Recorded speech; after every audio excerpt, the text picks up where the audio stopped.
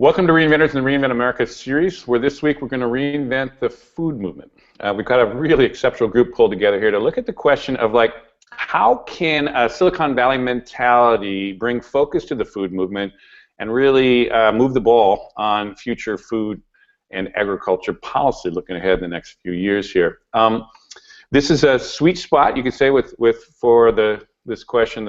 Our partners in this series here, Tech for America, T4A.org. This is a group of entrepreneurs, technologists rooted in the Silicon Valley, the Bay Area, and also Seattle, that is really trying to move a lot of the insights, ideas from the tech world into the public sectors and the civic sectors as well. Now, one of the things that prompted the focus of this question was an observation by Michael Pollan, who's the best-selling author on a lot of these food and agriculture issues, and who we're lucky to have here on the Roundtable with us today. But he made an observation that he wondered whether there's too many issues in the food movement that are really fracturing the movement at some level, and that there might be something learned from the gay rights movement, for example, that has coalesced around gay marriage, and in fact to a lot of success in recent years here. He made that observation. So that actually was what prompted us to think our anchor for today, Ali Partovi. It made him think, well, let's build on that insight and let's actually kind of craft a question around that and bring together a really interesting group of folks that could really think what are some of the things that Silicon Valley, the mentality, the tools, and others could do to actually help bring that focus to the table. Now, Ali Partovi, we're really lucky to have him as the anchor here today. He is what the San Jose Merc News has said, called one of the really one of the top angel investors in Silicon Valley. He was on the ground floor of Facebook and Dropbox, among others. He is a founder himself. He's co-founded a couple companies, and he basically did Link Exchange, which was bought by Microsoft. He also did one called iLight that was bought by MySpace. And in recent years, he's focused his investments also in this kind of sustainable food systems, sustainable food world, including Bright Farms and Farmland LP, among others. And so he's really in a good position here to bridge with a foot in each to actually help lead this discussion. But before we turn it over to Ali, the great thing about the Roundtable is it's really not about one person's view or any one particular perspective. It's really about bringing together a really nice mix of folks from different perspectives to get the sum is greater than the whole is greater than the sum of the parts. And for that, we're going to go around the table now and just talk about the different folks that are here with us today. And maybe we start with Michael, since I mentioned you. Michael, do you want to just kind of introduce yourself a little bit about what you're interested in here and bring to the table? Sure. Thanks, Peter. Thanks for this opportunity. Thanks, Ali, and everybody else. I am a journalist. I've been writing about food and farming since, I don't know, the late 90s, I guess, in a series of articles, most of them for the New York Times, that led to a series of books, Omnivore's Dilemma, In Defense of Food, Food Rules Cooked.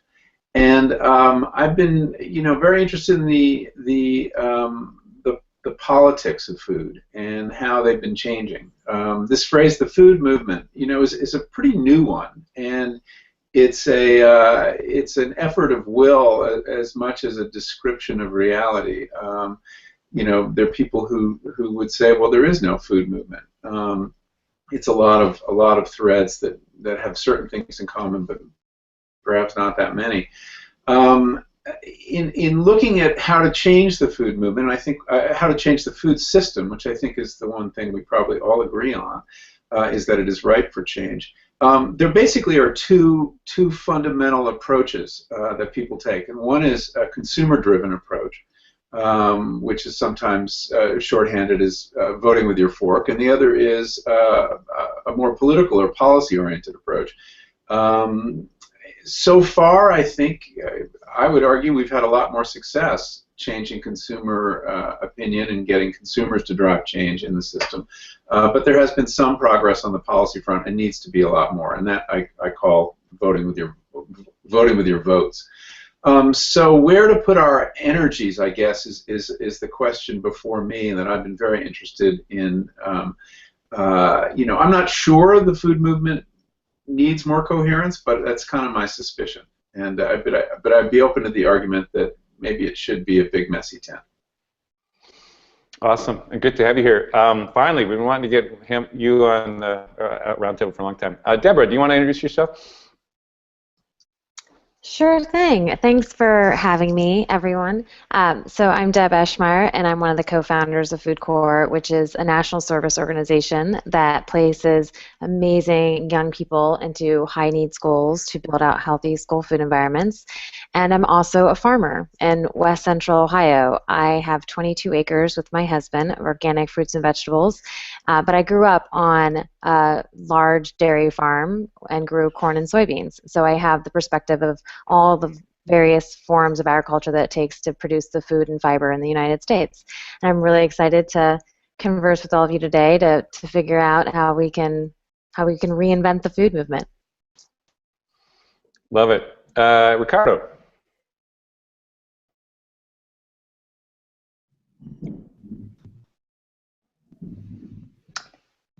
So, can you hear me? Yes. Okay, very good. So, I also thank you for having me on this topic.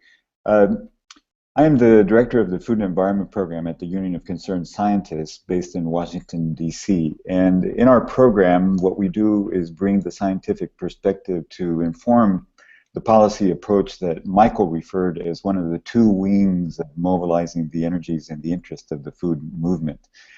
And our major push is actually to point out that when we talk about reforming federal policies that influence the food movement, this is because of the fact that the public actually invests in creating the broad outlines and parameters of what agriculture and the food system look like in the United States. So there are a number of policy vehicles. I'll mention just one called the Farm Bill, which scored over a 10-year period is $1 trillion bill. So this $1 trillion of public investment actually helps to shape, by providing incentives and rewards, the behaviors, the practices, the markets that we're all involved with, and the things that we're attempting to shape. And yet, even though those are public resources, it isn't clear how the public interest is always the ultimate guide in terms of how those resources are invested, which is part of what we need to discuss here. One last thing I'll say about the setup that Michael has provided us, which is a brilliant setup, is that in terms of what may be that dichotomy of voting with your fork and voting with your votes, I would add that these are in no means mutually exclusive, and that voting with your votes is a very complicated thing. It's an aggregate sort of an effort that is not likely to yield results no matter what the topic is. This is what history shows, you know, in women's suffrage and civil rights and a number of issues. It's not likely to yield immediate results. So while that is spinning over on the one side and all of us are pushing that sort of reform so that we make the best use of public resources, on the other hand, there are many things that we can do as individuals that actually help to shape and condition whether we'll be successful over the long term. So I would recast that as basically what we do in the short term as individuals and what we do together over the long term. Love that frame. David, why don't you jump in next? Hi, thanks for having me. I'm Dave Friedberg. I'm the founder and still CEO of a company called the Climate Corporation, which we started about, gosh, it's 8 years ago now. Climate Corporation helps farmers protect and improve their operations. So we provide software and services and hardware, helps farmers with their decisions, with their practices, and helps them execute some of those decisions in the field. Our technology, we believe, allows for the intersection of both increased sustainability in terms of practices as well as increased efficiency for the farmer. So the farmer can see a productivity benefit, for example, by applying less nitrogen or applying less fertilizer, and they can save some money as a result, and still get the same yield or get increased yield. And on the other side, it's better from a sustainability perspective to have less nitrogen applied. That's an example. So I'm a lifelong vegetarian, and I've been a lifelong environmentalist involved in a number of causes. Prior to starting the Climate Corporation, I was actually at Google, and my background is really in science. And I decided to go into the tech world after college and ended up at Google. So I have a strong interest and a passion around food from a personal perspective and a career perspective. I've decided to dedicate my career work around these issues, both in terms of improving in 3 key areas what I think are really relevant with respect to the food system, and I think what is driving a lot of the behavior in the food movement as it's termed, which is around sustainability, efficiency of the system, and nutrition and health. And I think that there's 2 sides to that equation. There's the production side, which is how are we making our food, and then there's the consumption side, which is what are consumers choosing, and what's the market that consumers are creating for production. So in addition to my role at Climate, and Climate, by the way, I should let everyone know, was acquired by Monsanto, so I'm also an executive officer at Monsanto now. And for me, part of that decision was always about if there's an opportunity to really have a significant impact and drive the change that I'd like to see in the world, what better place to do it than in a seat at Monsanto? And so for me, it's been an incredible experience the past year being part of Monsanto, and I'm happy to talk more about it. And then I'm also an investor and advisor in a number of food-related startups on the consumption side, folks that are trying to provide consumers a better choice, a better alternative than may be currently available, and hopefully that will drive some of the change that we hope to see in the food system. So that's my background. Good to have you here. Danielle, jump in. Hi, everyone. First, thank you for having me. I am the founder and CEO of Food+Tech Connect, and our mission is to help entrepreneurs and other innovators create a better, smarter future for food. So we do that in a couple ways. First, we have our blog, which is the site of record and a connector for the Food+Tech space. We recently launched a new online learning community, which is dedicated to helping entrepreneurs and professionals get the skills that they need to be successful. And we also do events. We host hackathons that bring people together from diverse backgrounds to solve really big food challenges over the course of a weekend. And I'm really excited to be joining the conversation because I've been thinking a lot about this over the past 4 years, thinking about how we can use data and technology to transform the way the food industry works. Great, and before we turn it to, thanks to having all you here, and before we turn it back to Ali, I just want to say, we always say nobody's as smart as everybody around here, and so there's folks watching. It's being streamed live at our website, reinventors.net. It's also, if you're on the G+ environment, which is where the event page is, you often get the most interaction there. Do put your comments, questions. If you use the hashtag Reinventors, we'll be monitoring Twitter as well. But in any of those environments, particularly the G+ one, if you want to ask questions and add comments, we have people watching that. We may move it into the conversation here if it's relevant, but also in our final write-ups, we'll actually be taking the perspective of everyone here too. So appreciate everyone's involvement and engagement out there. So Ali, do you want to just kick off the conversation a little bit about setting the table, as we say? Sure. Let me start, by saying it's incredibly humbling and also a bit surreal for me to be on this panel. My career for the first, 10, 15 years of my career was in technology, and I've done fairly well there. But it was about 5 years ago when I first read The Omnivore's Dilemma by Michael Pollan that I became almost immediately entranced by the opportunities and the problems in the food system. And, if you had told me 5 years ago that I would someday be not only able to meet or speak to Michael Pollan, but to be on a panel with him like this, I don't think I would have believed it. So I'm humbled by all the other amazing leaders that we have around the table. Debra, you're an amazing leader, and what you're doing at FoodCorps is just incredibly inspiring. And so I just want to say how incredibly honored I am to be part of this group.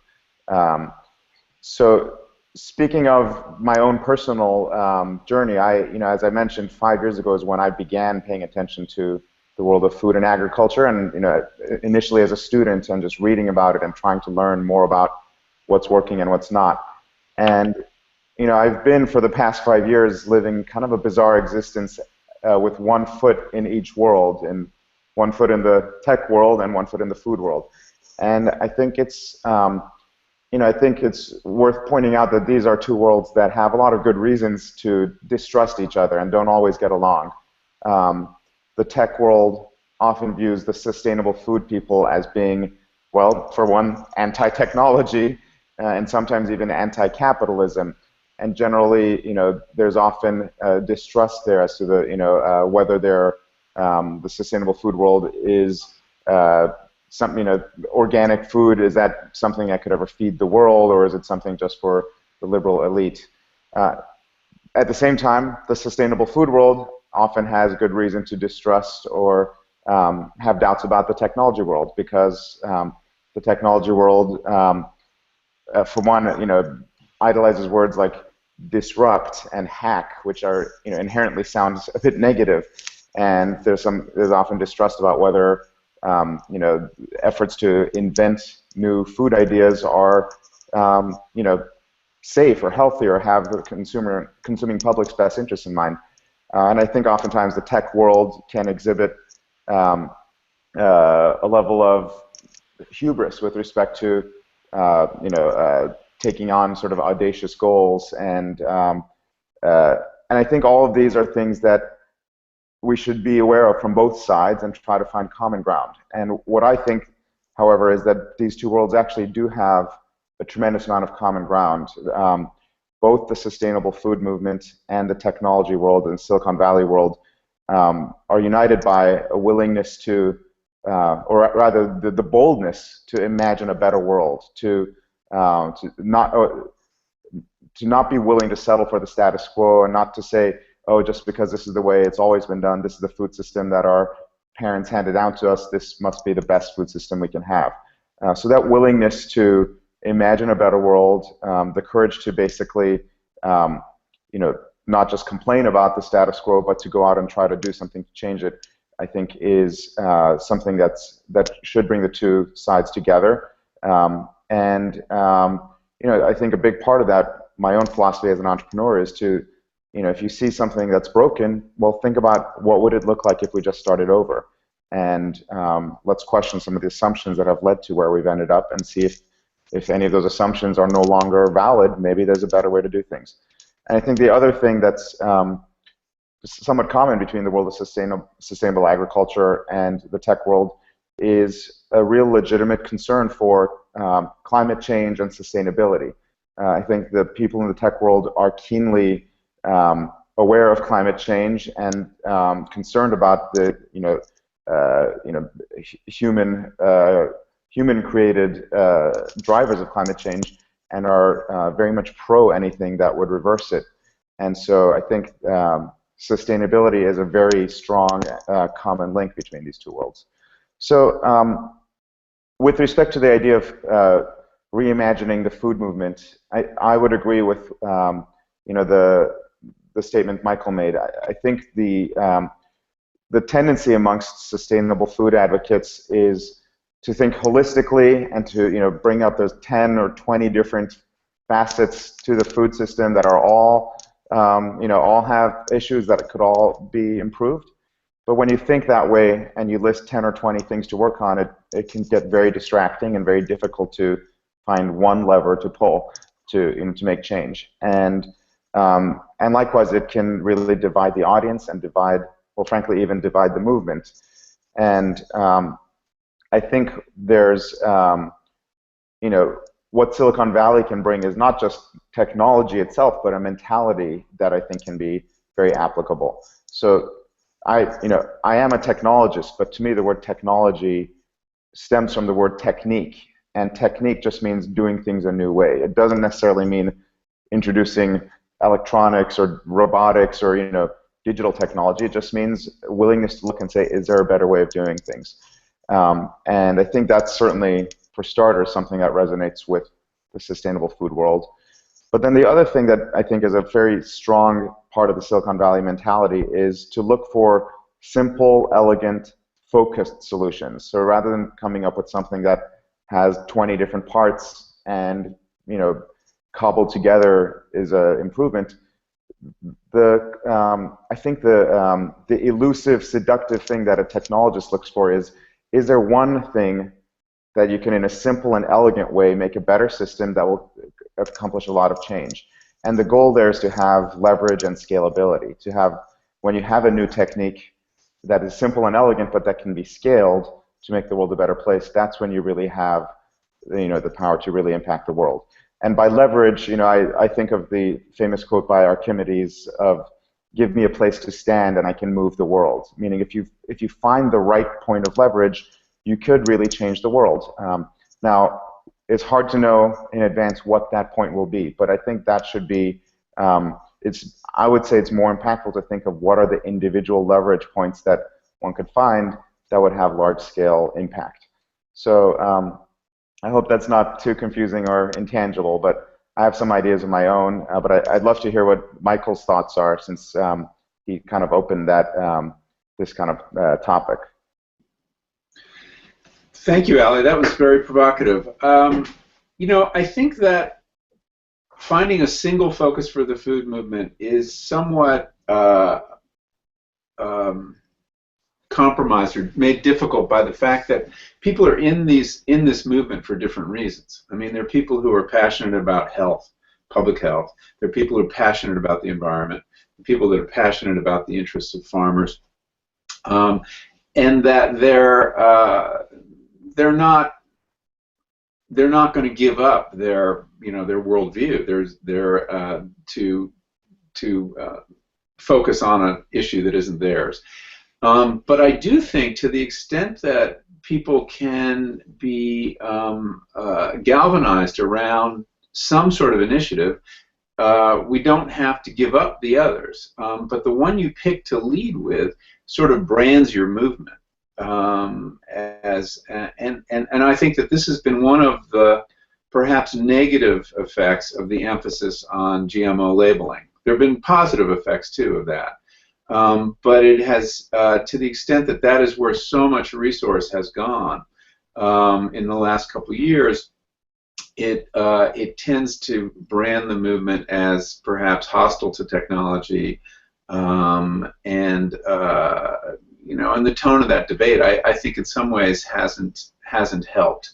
But having an issue where people did put a lot of resources, and that certainly has been the case for GMO labeling, has shown the power, I think, of the movement, even though they've lost all these votes, to change public opinion. And we're seeing that now with soda taxes, another great example, a series of losing campaigns that nevertheless is driving down soda consumption in the same way that some consumers are fleeing GM products. So all of which is just to say that having these issues, even if they may be quixotic in some ways, have positive political effects on the audience for these campaigns, and we have to be sensitive to how they kind of brand the movement in the eyes of people who are just being introduced to it. One of the ideas that I've been very interested in and have been conferring a lot with Ricardo about is an abstract, what sounds like an abstract proposal, but actually might be quite powerful. And that is simply to take note of the fact that although food is the biggest sector of our economy, and the biggest driver now of our health, and one of the biggest drivers of the environmental crisis, it is remarkable to note that there is no national food policy in this country. We have farm policies of various kinds. We have health policies. We have environmental policies. We do not have a food policy. And I use the word food deliberately, because food is bigger than agriculture. And so that what if the movement were to coalesce around the goal of getting our government, both at the local level, which is starting to happen, by the way, but mostly at the national level, that one of the things we expect from our government is a food policy.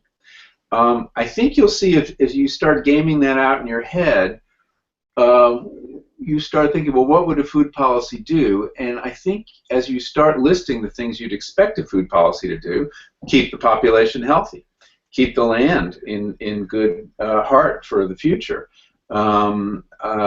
make sure that people have enough food to eat, make sure that food is safe. I mean, all the kind of very obvious, uncontroversial things any public would want their food policy to do would actually create a momentum to drive the discussion and create political momentum to drive reform in the system. And then that, is a very embracing kind of goal. It doesn't have a lot of emotional power to say we should be fighting for a food policy, but I think it could be politically a very effective way to channel some energy. I'd be curious to know what other people think of that idea. How about Ricardo? Do you want to build on that and then also people jump in?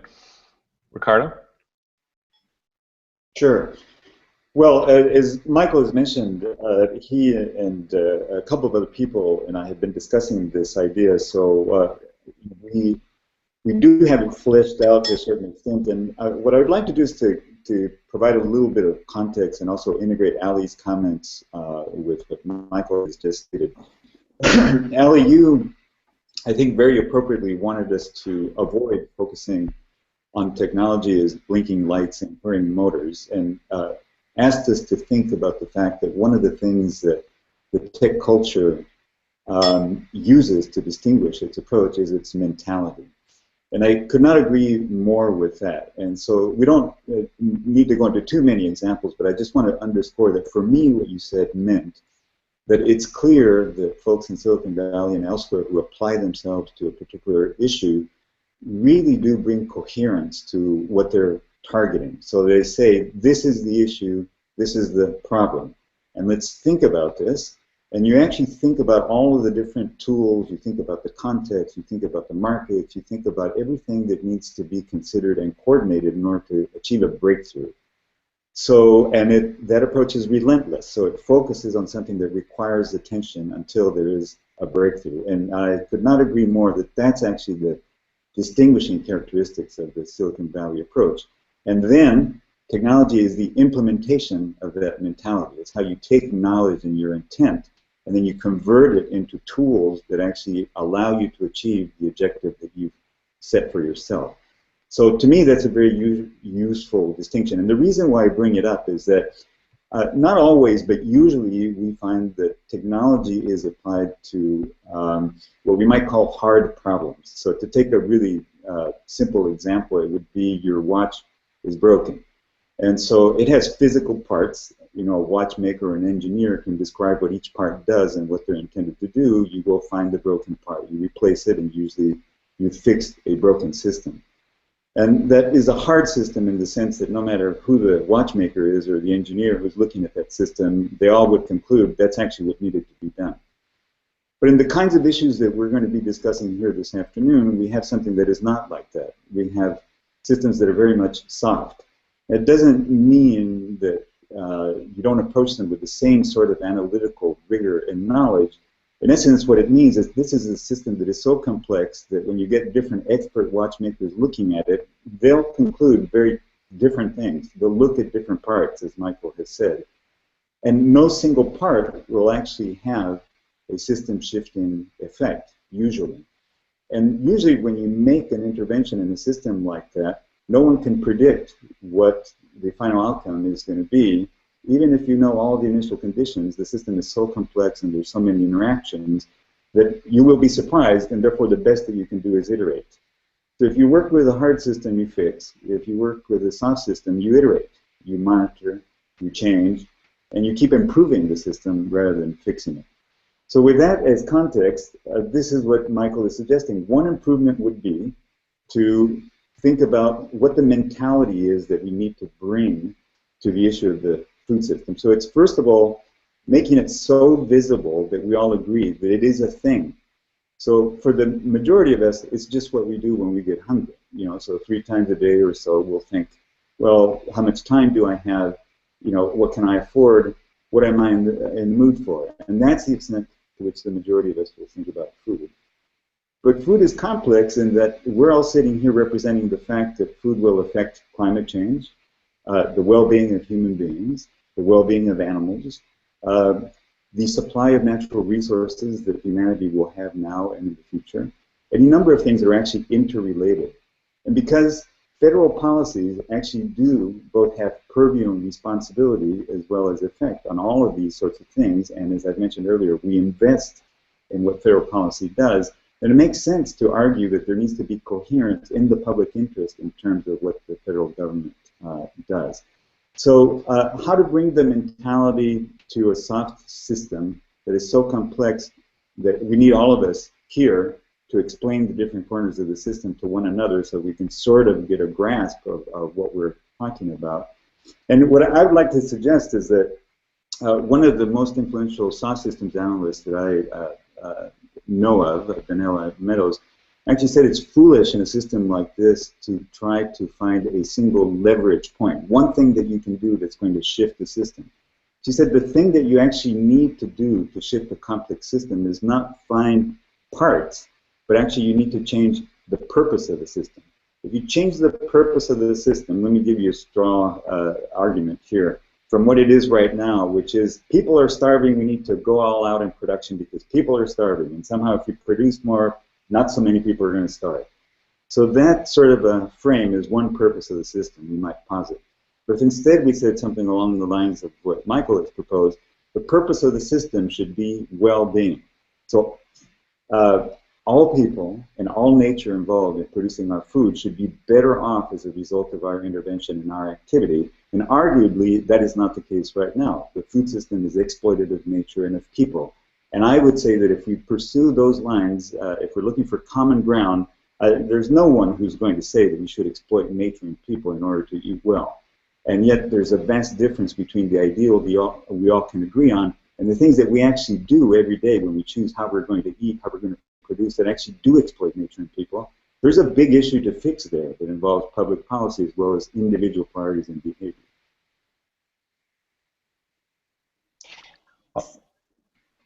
Sorry, I was going to jump in there. Yeah, go for it.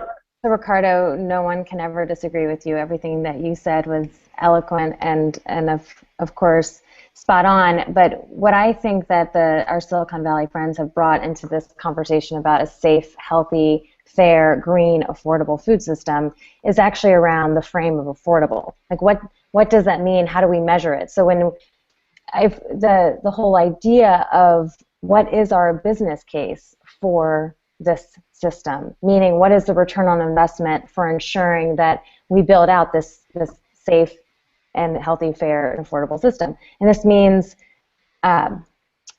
beyond us just all believing in it and wanting to see it, like what is this? The economic impact of diet-related disease is $550 billion a year. So when we're trying to actually build a system where people have more access to fruits and vegetables, we're actually stewarding our land to produce fruits and vegetables. Currently only 8% of the land in the United States goes to producing fruits and vegetables. What does that look like for the end impact on diet-related disease? And it's been some of the most exciting and enthusiastic, mind-provoking conversations to enter into these conversations with the Silicon Valley folks about, especially for FoodCorps, for example, it's like, what does it mean to invest in FoodCorps? Okay, $25 equals one child receiving an entire year of nutrition education and cooking classes and gardening and access to healthy food in the cafeteria. If it wasn't for those conversations, I don't know if we would have been able to get to those numbers. And I'd like to hear from David on this too, because I know he's been having a lot of these conversations as well. But it's like when you're talking to farmers and you're talking about data, this is where I feel like we need to be pushed more on better data, better evaluation, and better statistics to be able to explain the end return on investment of creating this system that we're all working towards. I'd like to hear from David on that. Thanks, Debra. So I think I agree with the point. Like I said at the beginning, there's really three core tenets in my belief that that ultimately drive what we can term a better food system. It's sustainability. So are we farming? Are we using our land, our water, and the sunshine that we get in a way that is going to have the least amount of impact possible? And are we ultimately producing food that is affordable and nutritious?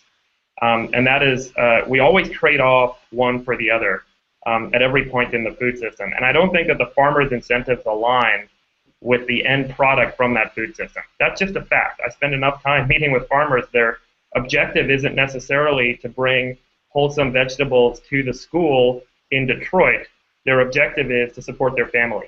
And they make decisions with their land that they believe are going to have the greatest economic outcome for their family. That's how most farmers make their decision. So then you take a step back and you ask the question, well, why are they making the decisions that they're making? There is a huge demand at the end of the day for meat-based products. So I have, again, a vegetarian background, but if you look at the food that we're producing on all the other acres where we're growing food today, we're taking 10 calories and we're turning it into 1. So we're taking 10 calories of vegetable production and we're turning it into 1 calorie of meat production. And all of the increased acreage for these inputs to the meat system are going into China and are going into some of these emerging markets where we're seeing a middle class go from 2 billion people to 5 billion people over the next 30 years. And when you enter the middle class, you suddenly start eating meat every day instead of eating meat once a month or once a week. And so I think that's where a lot of the drivers are that ultimately cause farmers to make the decisions that they're making. It's a market-based system that has these outcomes. So going back to the previous question of is there some national food policy that could dictate perhaps some better outcome with respect to sustainability, affordability, and nutrition, I think it's a tough one because you can look at what's happened with the Farm Bill. So the Farm Bill, you largely have the Senate, which has 2 representatives per state. And the Senate makes decisions that they believe are going to be in the best interest of their states. And so most senators represent rural states or states that are heavy in agriculture. So the Senate is very heavy on using the Farm Bill as a way to provide support to farmers. The House, on the other hand, has most of their representatives representing the population or representing where there are people that are in need of food. And so the House ends up saying, well, we need to make sure that we're getting our fair share in the Farm Bill and that we're getting support for these food programs. And that's why, as Ricardo pointed out, the $100 billion that the taxpayer spends per year on this Farm Bill is this hotly negotiated dynamic between the Senate and the House about who gets the most amount of dollars. And it's currently split 85, 15, 5, or 80, 15, 5 roughly. About 80 billion goes towards the food programs and nutrition, so food stamps and nutrition. 15 goes towards crop insurance to support farmers, and about 5 goes towards conservation. And it's very difficult to see us making a statement about here's what our food policy should be, and then having it actually drive legislation that affects the outcome of this system in a meaningful way, given those dynamics of who the representatives are at the leadership level. And I know Ricardo's had experience interacting with these groups before, but it's hard for me to see, given the challenges we have getting alignment just on the Farm Bill, and how we see those dynamics play out in the relationship between the House and the Senate, or urban versus rural, how we end up having a food policy that affects both production and consumption that we can get the government, or we can get whoever it is we say is appointed to help drive these decisions, bring these points to bear through action. So again, for me, I think that there's an opportunity for entrepreneurial change, but with respect to what the food movement can be cohesive around, I just asked the question back to the group about, do we really believe that if we said let's be cohesive around the notion of changing or creating a national food policy, that we won't end up in the same gridlock or the same trade-offs which causes this inflationary balloon situation that we've seen with the Farm Bill process happen with this food policy approach as well. If I could just jump in on that, I mean, I think David's absolutely right about this logjam around the Farm Bill. But I actually think that's one of the issues that having a national food policy would shift in a subtle way, in a very indirect way. One of the problems with the Farm Bill is not just the difference in the structure of representation in the Senate and the House, but of course, who wants to be on the ag committees. And right now, they're dominated by people from the big farm states who are rewarded for representing the interests of certain kinds of farmers in those on those committees. Very few urbanites serve on those committees. There are very few people in those deliberations representing eaters, even though decisions that dramatically affect eaters are being made there. So to the extent that a debate over a national food policy elevated the idea that the food and farming system is of public concern, and to the extent that you politicize it, in effect, in the good way, in the good sense of that word, make it a matter for political debate, I think you could draw different kinds of legislators to care about it. And you, first of all, you make it a food committee and not just a ag committee, and that you would have more people on the committees who represent the interests of other kinds of people. So that's what I mean about right now.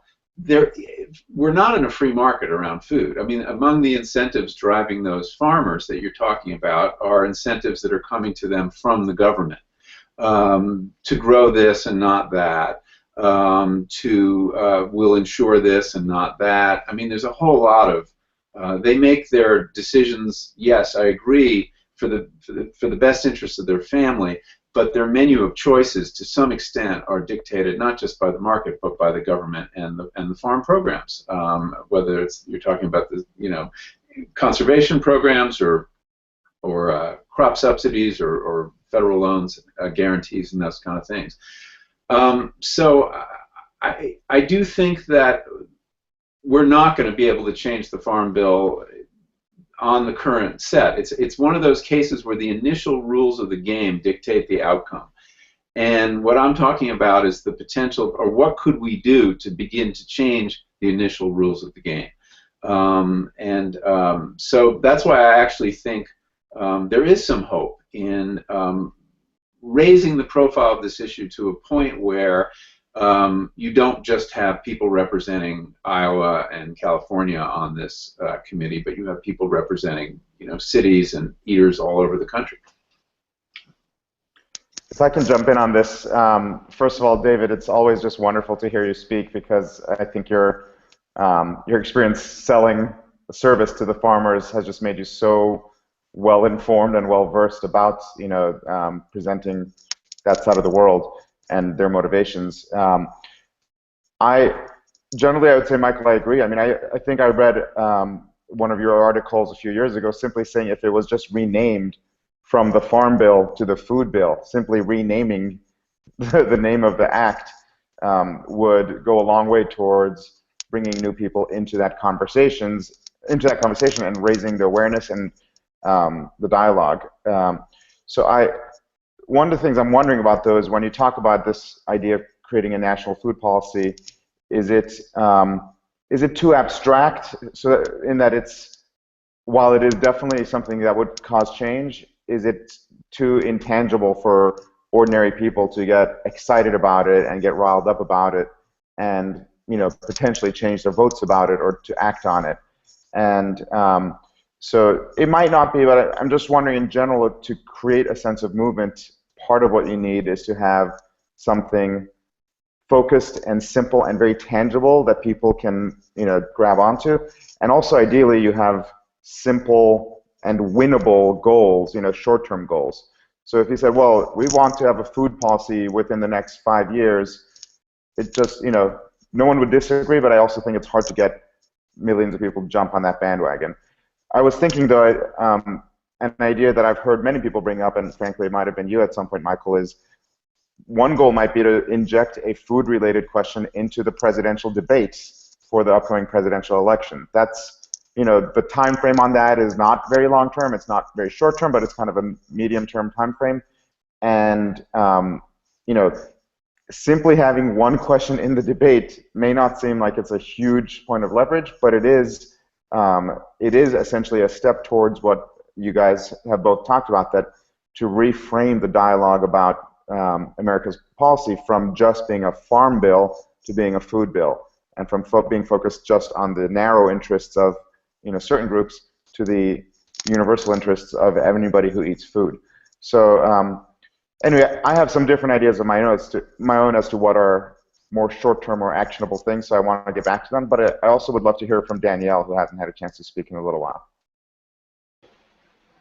Thank you, Elliot. So I actually have an idea for how I think that we can start to shift the conversation, which is by taking a play from the Health and Human Services Act and book.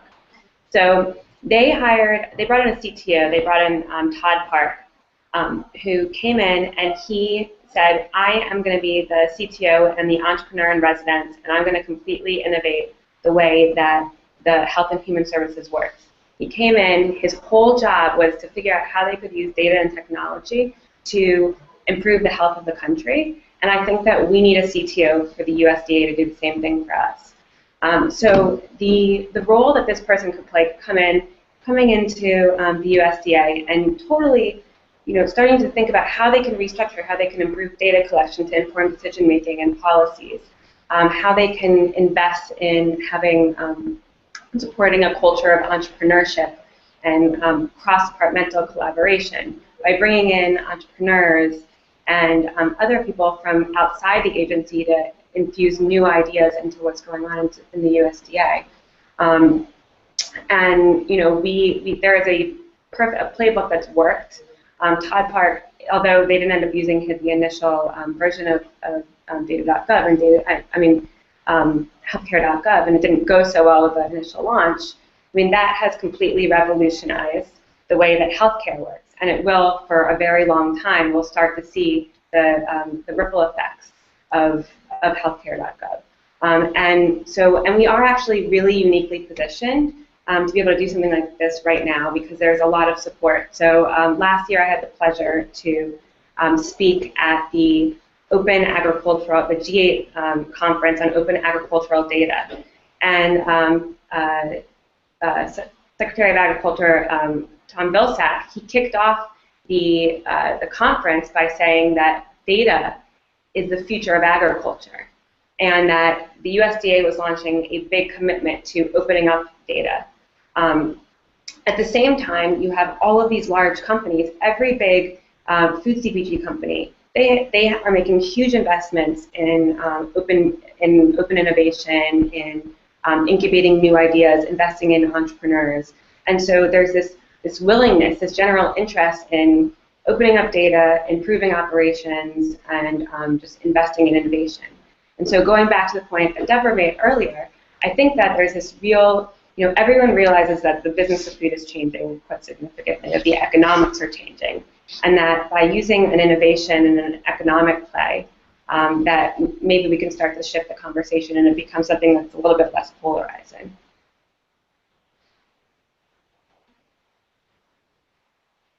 Ali, you want to jump it back to yourself? I just would say one thing too, and I appreciate everyone's comments out there in Twitter and also on the comment board, but there is some skepticism about trying to get anything driving through our gridlock Congress, and there is something I think maybe if anyone wants to address that one, the idea of to what extent the unifying piece is to drive that policy. Although I think it's a noble one.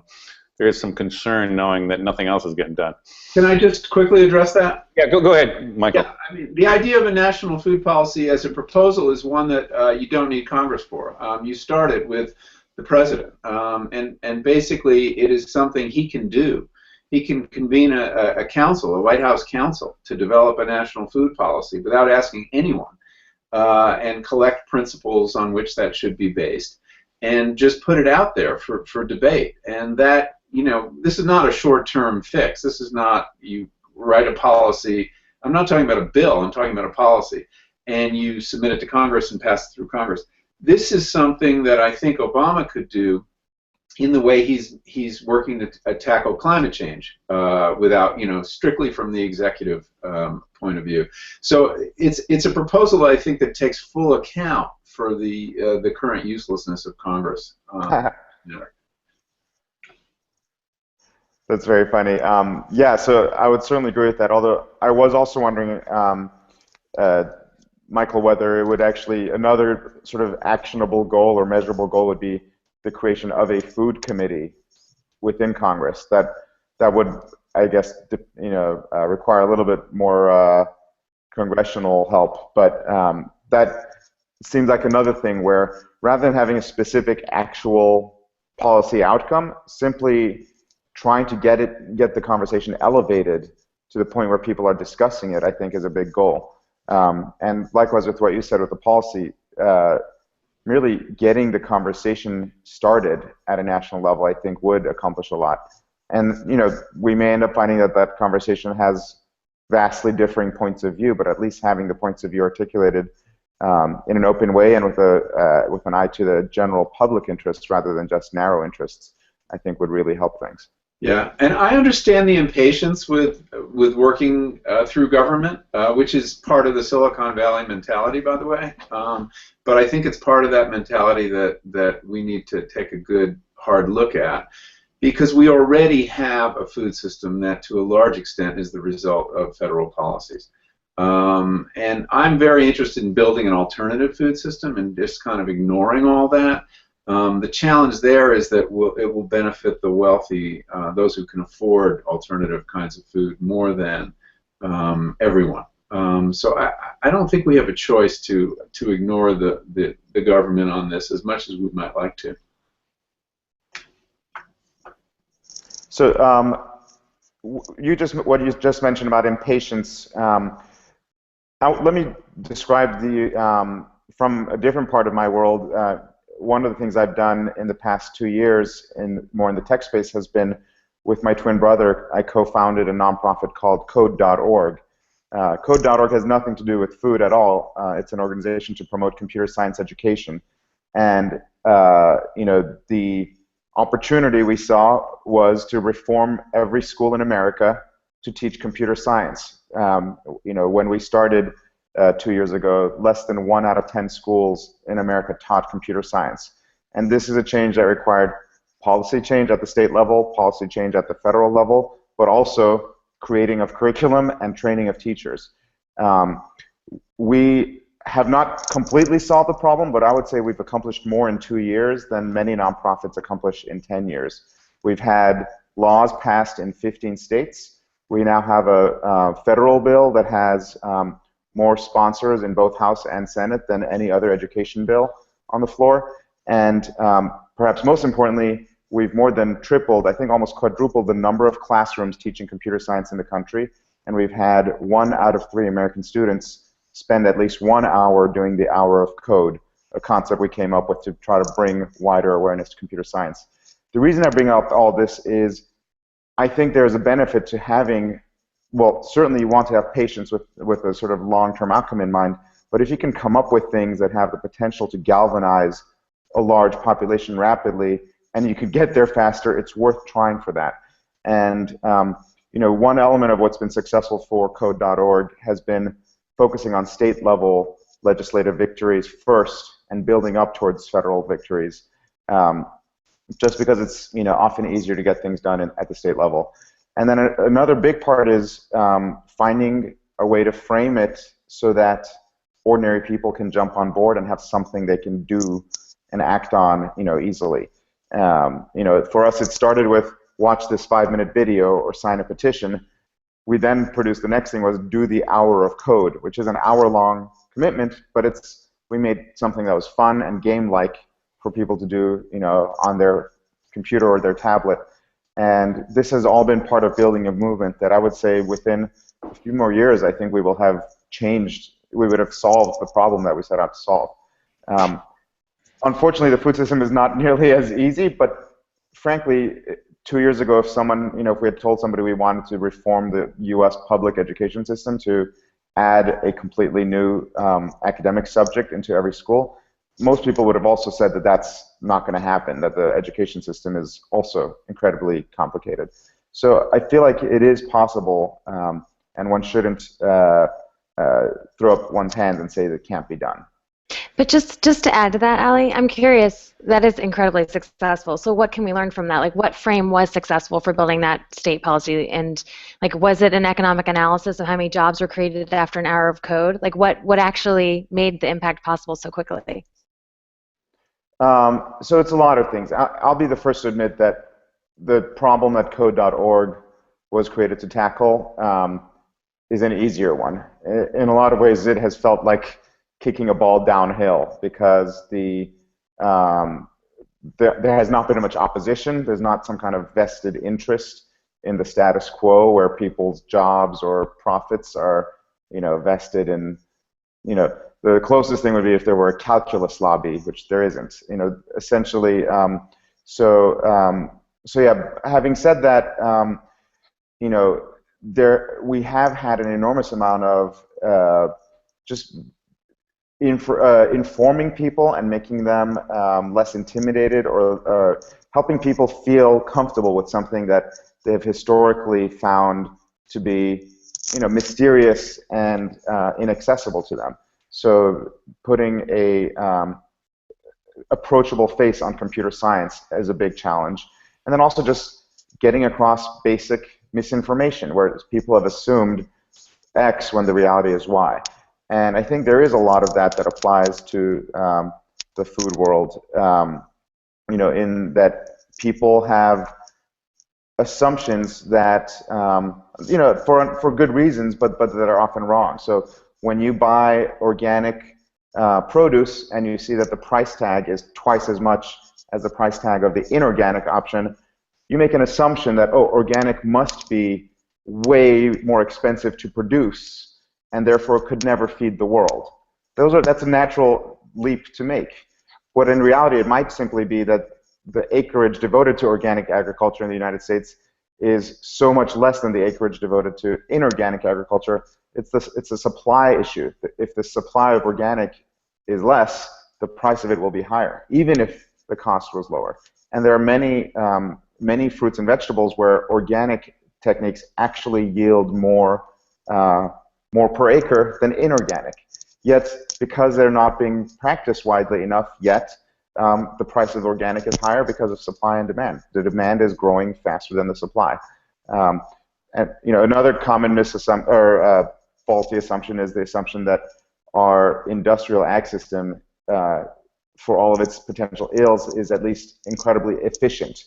And I don't think that's a very correct assumption. I think David Friedberg pointed out incredibly well the extreme inefficiency where we're losing 9 out of 10 calories if we take the product of the land and put it through the belly of an animal to produce animal protein. That's incredibly wasteful. And the amount of not just land but other resources that are being used to produce food, it's hard to think of anything more inefficient, frankly. So I think there's a lot to be accomplished simply by changing people's mindsets and and overcome some faulty assumptions that people have. Can I just raise this? I mean, one of the things I've been looking at, this is a fascinating conversation, but we're almost looking at the time a little bit here too. So I just want to mention this issue of climate. I mean, we're talking about this focus and the real disruptors and how business as usual might get disrupted, and we're talking about how to get Congress to act and all that stuff. Given all that we're seeing in the mounting evidence of climate change at all these different levels and how profound that could be and how dramatic the changes are going to happen around this potentially, I mean, to what extent does the food movement leverage around that? I don't want to shift it too much here, but I think it's one of those classic ones that if the food movement could be something like Save the Planet movement or get hooked to that horse, don't you think that could be one of these kind of decades-long kind of transformational opportunities? I know, Michael, you've mentioned that to me before. Do you want to maybe just mention that and just at that dimension of how this folds into that larger kind of issue too? Well, you're talking specifically about climate change? Yeah, just as how disruptive that is and how fundamental it's going to change on so many levels, energy sources and others. But I think it seems like this is like, to what extent does the rebranding come around that solution to that, which is honestly going to only go up in its importance in the coming decades here? Well, the food sector is a big contributor to climate change. That people debate the numbers. I've seen from 20 to 50% of greenhouse gases produced by the food system. But the food system is different than other parts of the other sectors that contribute to climate change in that it doesn't have to.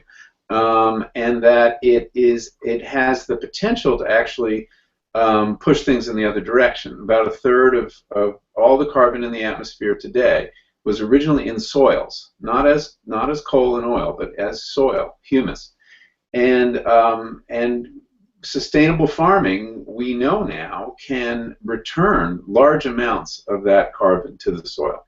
That is a very hopeful story that agriculture has to tell. We've seen research, there's the Marin Carbon Project here in Northern California, which has shown that applying a very thin layer of compost to dry rangelands can lead them to sequester, doing it once can lead them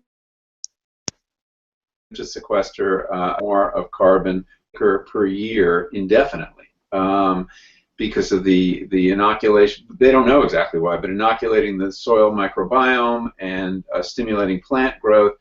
You know, agriculture, we have to remember, begins with photosynthesis. And even though we've moved the system onto a very heavy fossil fuel basis with nitrogen fertilizers and other things, it still has that power to take solar energy and convert it not only into food, but into soil carbon. And one of the challenges that face us is how do we measure soil carbon and what methods sequester the most. And I look forward to the day, and maybe David's already there, where the Climate Corporation has the technology to tell how much carbon is being sequestered every year on a given piece of farmland, so that we could reward farmers for doing it. Although farmers have their own reasons to do it, and that's why it's such an exciting idea, because there are no trade-offs when you do this. If you can get more carbon in your soil, you don't need as much water, because carbon helps the soil to hold water.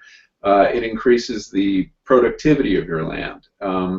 So there are a great many positives to figuring out how to sequester the most carbon possible, and then creating a set of incentives to enlist farmers in solving the greatest problem facing civilization. And yeah, that is a galvanizing project. There's still science to be done. The science base is still pretty small, but I think the proof of concept is there. And as a focus for the food movement and for agriculture, yeah, I think it holds enormous potential. Yeah, I'll add. I mean, I think that there's two sides to this one as well, which is the farmers have a significant, you know, the ag production side of the equation has a significant contribution to these greenhouse gases. So, you know, carbon dioxide is used in the production of fertilizer and the movement of food product all over the world. And then nitrous oxide is what happens when you put these nitrogen-based fertilizers on the soil, and they do what's called volatilization. So it turns into nitrous oxide, it goes into the atmosphere. And it turns out that when that happens, and when you're putting CO2 into the atmosphere, those are associated with expenses. So there's a cost to the system. Is it the true cost to the environment, and is that environmental cost factored in? No, but it is a cost to the farmer, and it's a cost to the food product that's produced at the end of the day. And then finally, after we've produced vegetables, we typically turn them into animal products, and then there's this significant release of methane in that phase of production. And so at the end of the cycle, everything from producing the inputs for ag production through to producing the outputs from the food system, we end up contributing significantly, and to Michael's point, to some extent, some folks have said as much as 70% of greenhouse gases are as a result of ag production. And the sad thing is, at the end of the day, 40% of the food is wasted. So we make all of this food, and then 40% of it we throw away and we don't actually eat it. And so as an engineer, I ask, well, what's the easiest, quickest fix here to actually reducing along that entire spectrum of contribution to greenhouse gases? What are some of the quick fixes? Well, if there's a quick fix around that 40% number, that's going to have a huge impact, because it factors in all the way across, all the way back to the beginning of the production of the inputs to ag production. If there's a quick fix on reducing that methane contribution or reducing that nitrous oxide, the volatilization from the soil, those are great opportunities, and I think the numbers show that those are also really great places that if we galvanized around one of those topics, one of those points, we could have a significant impact. With respect to how climate change is going to then affect agriculture, I think that there's two key pieces to this. The first is water, and the second is land use.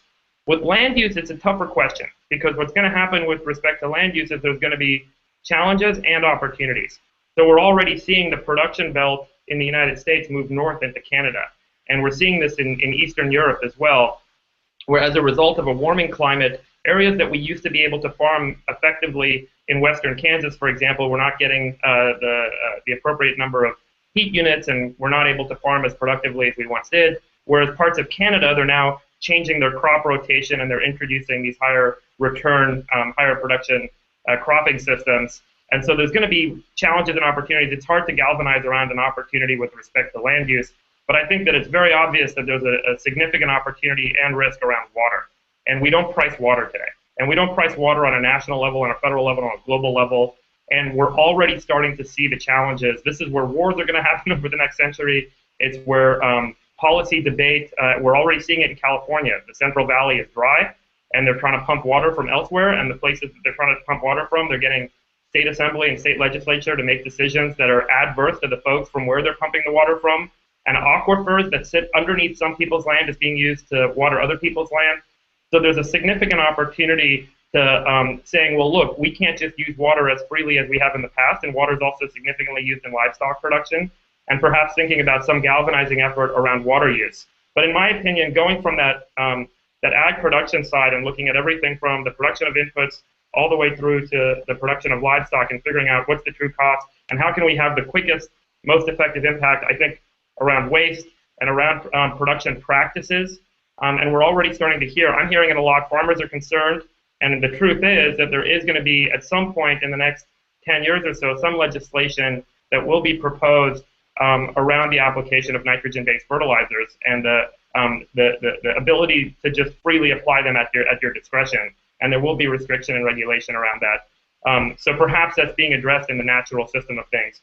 Perhaps the cost associated with production from CO2 is as challenging to address as we've seen with a carbon tax broadly in energy production. But perhaps there's an opportunity with respect to food waste. Perhaps there's an opportunity with respect to methane on the animal production side. And perhaps there's an opportunity with respect to what we can do on water. So from my perspective, those are like 4 topics that I would say, if we could galvanize around, they're huge impact topics, and there's significant benefits both to food production and also to the drivers of climate change. Well, I would love to, frankly, I would love to have 4 other roundtables on each of those topics, David. If I could just jump in with something real quickly,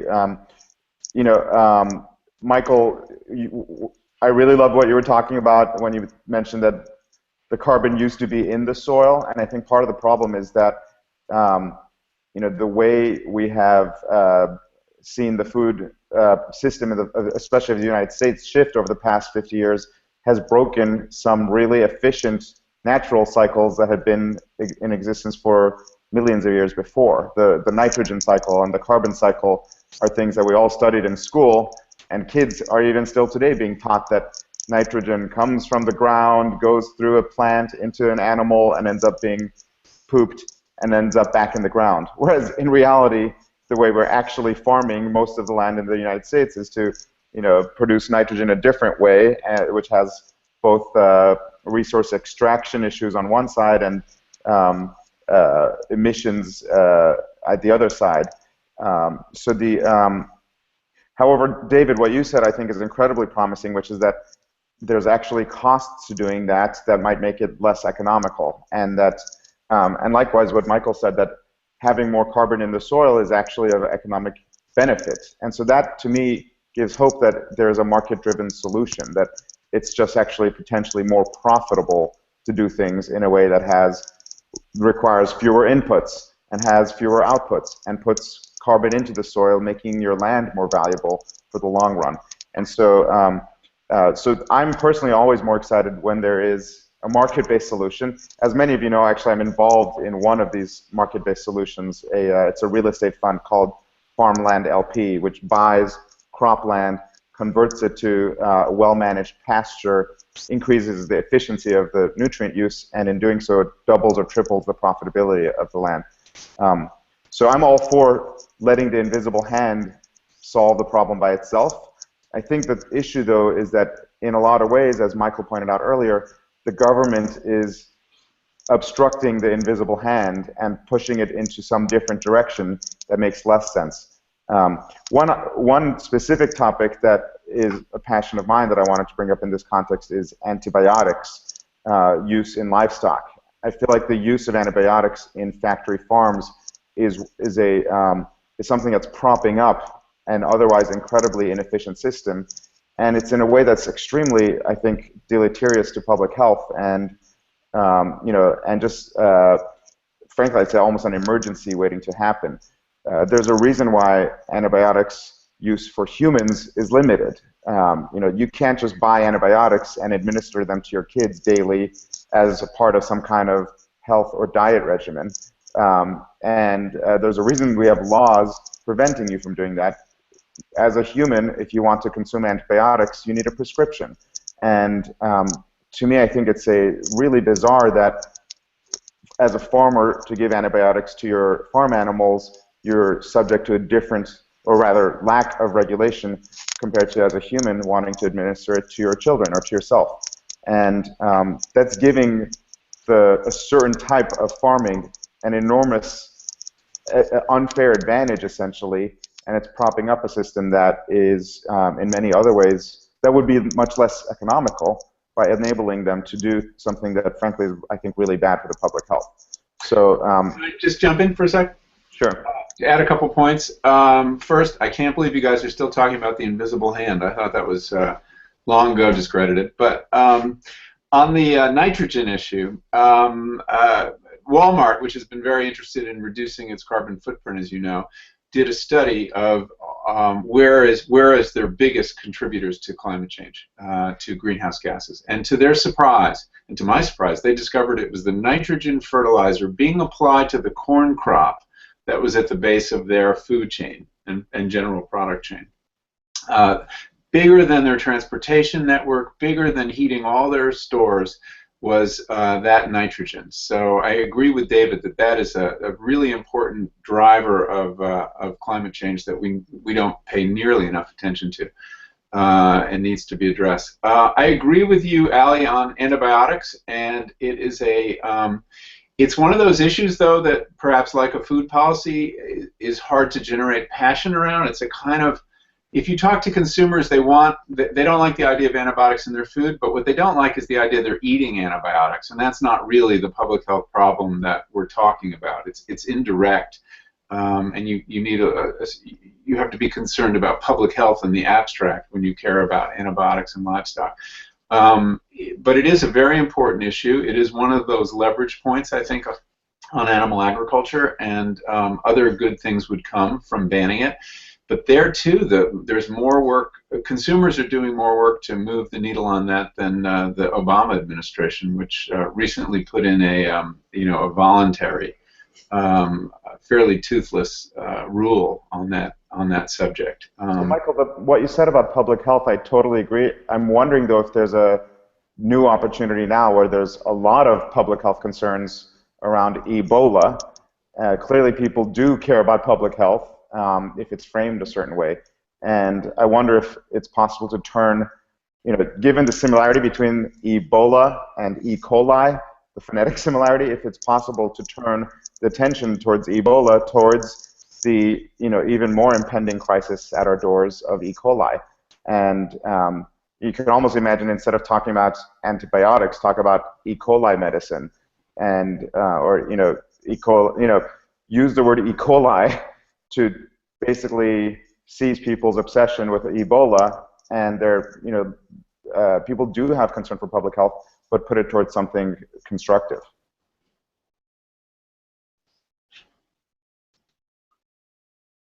Wow, I think total silence. Ricardo, will you jump in? I think you've been wanting to say something. Oop, Ricardo, you're muted. And then also, yeah. Okay, okay now.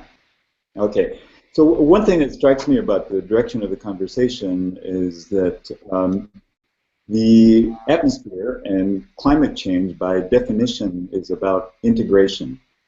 So, several of us have mentioned the very important biogeochemical cycles that enable life on the planet. So there's the hydrological cycle, the carbon cycle, the nitrogen cycle, that are all being disrupted by human activity. And the place where they intersect is in the atmosphere. They also intersect in soil, which we've mentioned already. But this is a perfect example of what I was mentioning earlier, that the systems that we are talking about managing here are so complex that you can't touch them in one place without creating all kinds of follow-on effects elsewhere. And that can also be turned into a virtue, because if we actually apply this relentless, coherent, focused mentality that Ali got us started with in the conversation today, that can be a virtue, that can be an aid. That means that there is a possibility that if you do one thing right, you can get many other things right, rippling throughout the system. So I'd like to give you two examples. One going off of the very appropriate point that both David and Michael had just been making. So remember that the very base of the American food system and the junk food diet that characterizes that is the production of corn in abundance, and the fact that it is such a malleable product that just about everything else in the food system is touched by it. So 100 million acres across the Midwest are produced very intensively with excessive amounts of nitrogen applied as a matter of course. That is a separate conversation, but I'll just underline the point that that has severe climate change implications, as David has pointed out. And then that is compounded by the fact that a good share of that corn is fed to livestock, and then as a course of their metabolism in digesting that corn, they also create serious climate change impact. Now, if you ask yourself about the major damages being caused by the intensive production of corn, what are the things that everyone ticks off? Well, first of all, it's intensive, it's mechanized, it's creating soil erosion, huge crisis in the Midwest. Second of all, it makes wasteful use of nutrients. So you have this huge problem with phosphorus and nitrogen runoff in addition to the sediment from erosion. And so water quality is impacted by that. So we've got water, soil, atmosphere impacted negatively, not to mention the surplus of that meat and that grain creating all kinds of public health consequences because it's used to push the junk food diet where the food industry purposely brags that you won't be able to stop eating what they're selling you. So far we've got this system that we've alluded, exhaustively and ad infinitum, has all of these things that need improvement. Well, there's a very neat example in the heart of that area in Iowa that I'd like to share with you. It's called STRIPS, and it basically follows this line of reasoning. So if the intensive system is something that we actually are not talking about doing away with, but actually improving, and it causes the list of problems that I just described, and we go back to thinking about the system that replaced, you end up with a prairie system. That's what covered what is today the Midwest. And that prairie system did exactly the reverse of everything that we've been talking about right here. It actually built up those incredibly fertile soils. So over a period of 14,000 years, natural processes, deposited the soil, added organic matter, and so on. We have these incredible productive soils in the Midwest. And in addition to that, those soils and prairies filtered water. So they improved water quality. And we can go on with many examples like that. The prairie does the reverse of what the intensive agricultural system does. Or another way of putting it is that the intensive agricultural system in 150 years has done 14,000 years, undone 14,000 years of ecological work. Obviously, there's a limited future for both humanity and the planet if we extrapolate and that tendency continues. But with this FIPS project that I've alluded, researchers at Iowa State have been working with farmers to come up with a way to say, well, can we take that prairie benefit and integrate it with the agricultural production system? And if so, can we get the benefits of that prairie system? And I'll just cut to the chase. You can read more online. But the answer is a very small amount of prairie intelligently, strategically placed across the agricultural landscape will get you the benefits of that prairie while allowing the agricultural processes to continue in their productive way. So, and what I mean by very little, research shows that as little as 10% of prairie interspersed in row crop land in the Midwest will do away with almost all of the erosion, 90+% of the erosion in those areas. It depends where you place those strips. It will sop up almost all of the nitrogen and phosphorus runoff from those fields. Again, this is a huge problem for farmers in the Midwest. That's not the only way to address that. You really need to address it on the input side, which is really inefficient. But that's an example where doing one thing right will get you all of these ripple effects, because then think of what I alluded earlier. Then that means that some of the consequent effects of misusing excess nitrogen fertilizer then is going to be attenuated because of the fact that you don't have this negative impact. So that's one example there that I wanted to give you of multi-purposes. And Ali, you've already mentioned one of the best ones that I know, which is Farmland LP, and I just want to underscore it because the example that I've just given you is one that is research that is being shared with farmers throughout the Midwest, and it is beginning to take off. It is beginning to be adopted, and everyone loves it. is that this is not one you can be partisan about. This is not one that you're liberal or conservative about. Every farmer realizes that this is better for their farming system, and this gives them a way to retain their land, make better use of the nutrients, therefore have more effective expenditures for their input costs, and so on. And Farmland LP is one of the few models that I know of that people are actually taking a business model and investing and generating profit from applying the principles of sustainable agriculture. So these two examples show us that it can be done and that we're not talking about esoteric things. At the risk of repeating myself, I just want to underscore that these are also examples of what I proposed at the top of the conversation. We first of all need to agree what we want to do, what the objective of our system is, then we bring technology to bear to achieve that goal. Awesome. Debra. So I just want to chime in from the farmer perspective on this because, and also from the FoodCorps piece of having the carrot in our logo, of thinking about the incentives here for the farmers to be taking on some of these practices around, just like even with cover crops, for example, it would be a lot more lucrative for us to be growing corn on corn on corn on our acreage. We would be making a lot more money. Instead, we're doing it like this intensive cash cover rotation where it's a season of these like nutrient-rich cover crops and then into our vegetable production. And there is no policy incentive for us to be doing that. We're doing that because we're being good stewards of the land. We're making sure that we have healthy soils, which equals healthy food.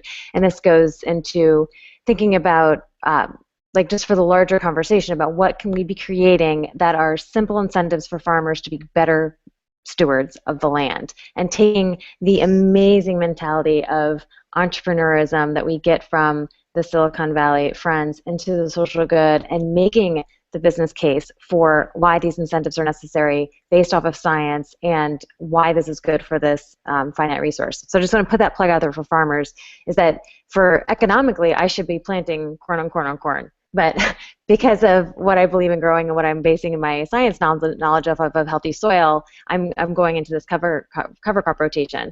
But when you look into like building the business case for it, it's actually not the best economically viable model for us to be following. And so I think we need to keep putting that challenge out for us and be thinking a little bit more systemically about the policies that need to be built to support those incentives for the farmers.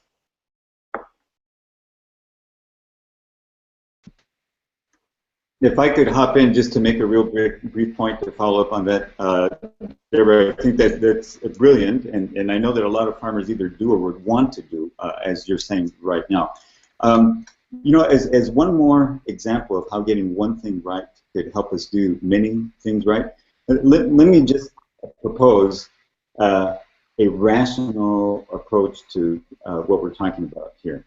And that is, if we depart by saying, if public health is our motivation, and we think about how the food system impacts public health, we have enough nutritional, medical, and scientific information to know the broad characteristics of the food system that would promote public health. And as a matter of fact, let's just go with what the official version of that story is, and that is if you go to USDA, if you ask them at their Center for Nutrition Policy and Promotion what it is that we all should be eating, you all may be familiar with the diagram that's called My Plate. I'll just summarize it for you. It essentially says we should be eating primarily a plant-based diet. The majority of what we eat should be fruits, vegetables, nuts. If we eat meat, it should be lean meat. And so, you know, typically this would mean that it would be fish, it would be chicken, it would be pasture-raised beef. But that should be eaten sparingly.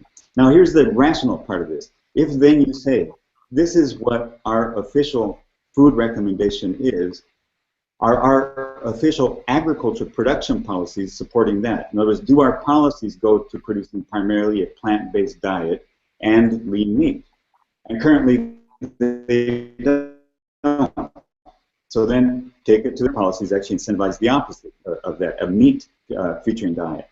So, and farmers like Deb have to make the counterintuitive economic decision that, well, they're going to go against the official incentives and still they're going to produce fruits and vegetables. So, and as Ali has mentioned, it's a matter of volume. If we had enough volume production of fruits and vegetables, quality fruits and vegetables, the market dynamics about that would shift as well. So here's the next step. Then you say, well then, if we actually produced according to what the federal recommendations for the food system are, and remember what I've said before, the government uses our resources to provide the incentives that create the contours of what the incentives and rewards are for large-scale row crop farmers. So then it's reasonable for us to say the government should be doing the thing that it recommends that we do with the food system. So if we do that, then no one will be surprised to know that the total amount of land, the structure of agriculture will shift. So we'll get much more fruit and vegetable production. And by the way, it isn't just the production, as Deb knows. You need to provide the access to credit. You need to provide the guarantees, such as risk management tools, insurance, and so on, that fruit and vegetable farmers don't have in the same way that corn and soy and other program crop farmers have in a gold-plated version that we all subsidize in order to make sure that there's no risk in terms of what they do. They cannot fail.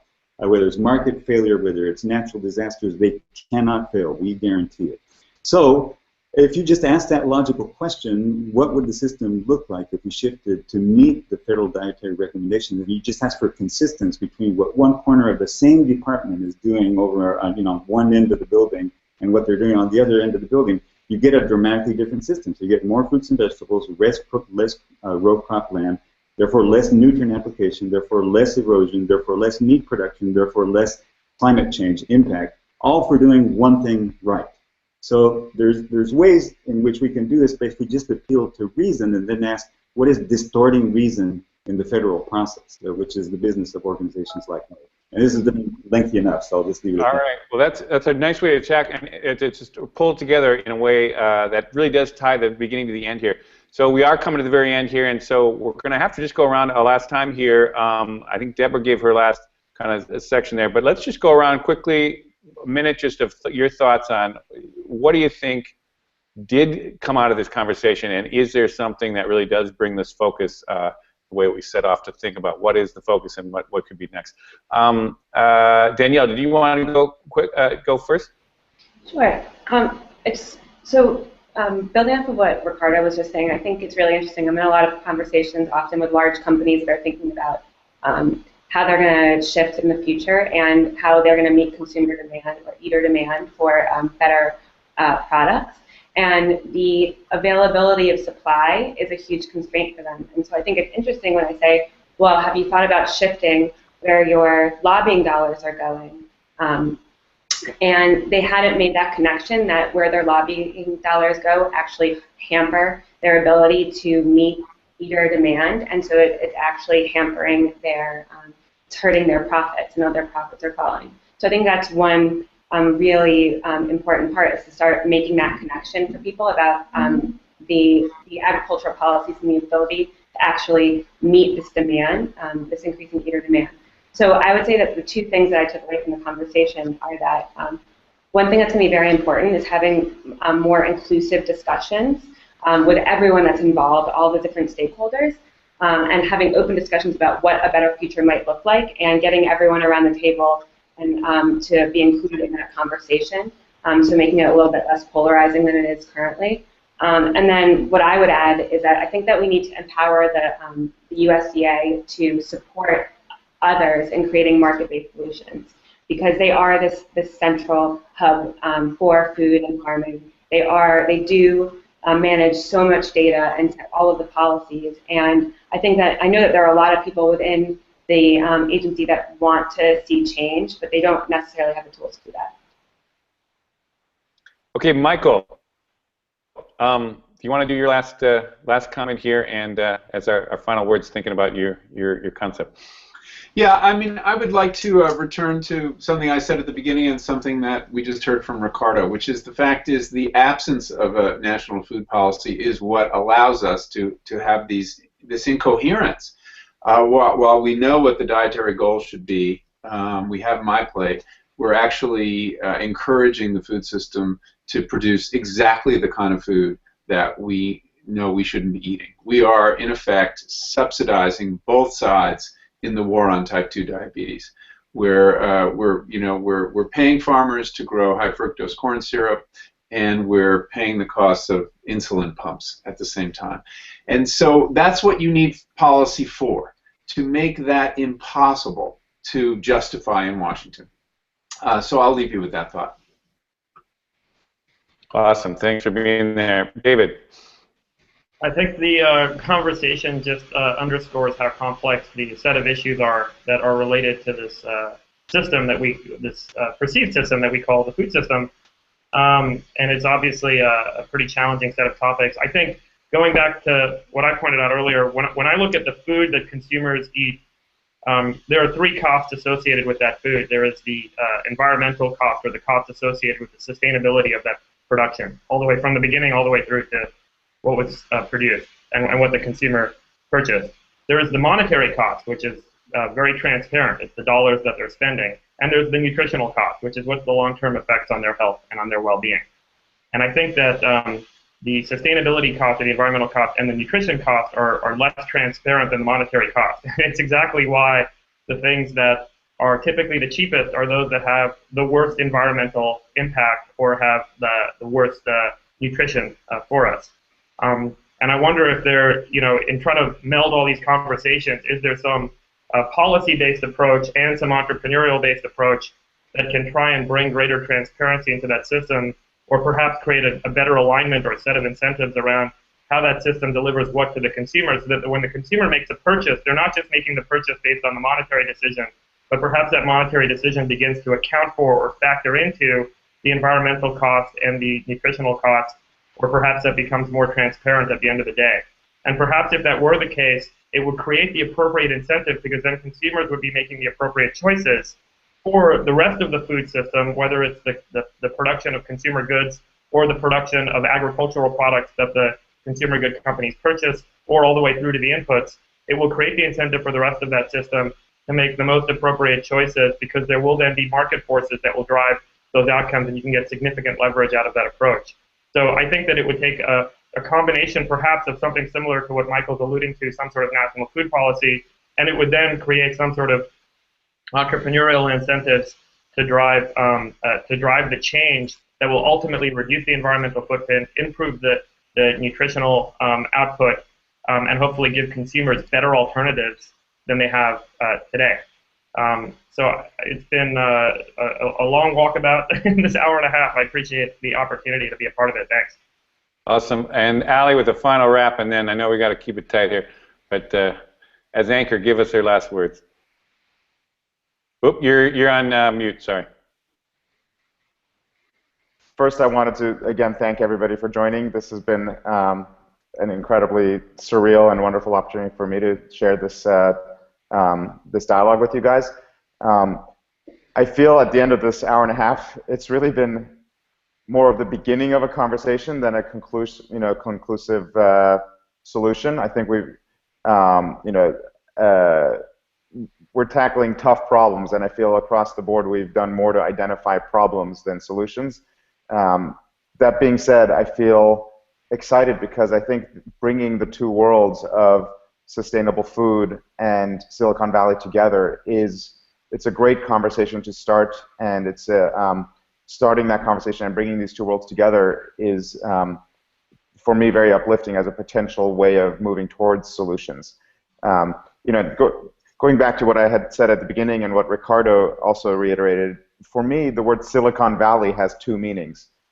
One meaning of Silicon Valley, obviously, is the geographical location, here where I live. But a different meaning for me is the audacity to think big and to think, to imagine, what if we started over? Couldn't we make the world in a smarter way, in a better way? And couldn't there be a better way of doing things, and why not try doing that? And to me, that's the essence of what I bring when I think about the food system. It is not how to apply computers or technology to, invent better food in a lab, or to, apply chemicals to farming, but just simply the mentality of, let's think big, and let's think about, if we started over, couldn't we make things better? So as far as as my closing thoughts, or what I'm leaving here thinking about is, Michael, I think, had a really interesting idea of simply talking about a food policy as an actionable ask.